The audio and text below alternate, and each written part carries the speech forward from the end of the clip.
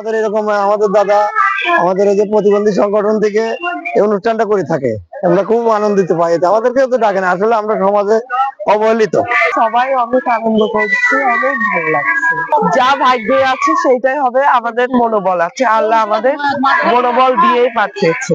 আমার ছোট্ট একটা বাচ্চাকে 15 দিনের জন্য কাজে দিয়েছিলাম একটা দোকানে।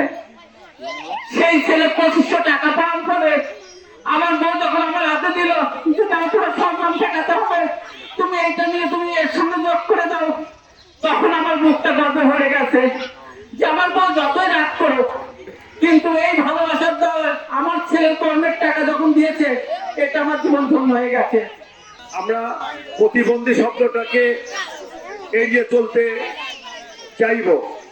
আজকে আমাদের মাঝে ফারুক যে বক্তৃতা দিয়েছে, ফারুকের অবয় যদি না দেখে, সেটা যদি টিভিতে প্রচার করা হয়, তাহলে বাংলাদেশের যে কোনো ভালো একটা বক্তার চাইতেও ভালো বক্তব্য দিয়েছে এবং তার সে স্বাক্ষর রেখেছে।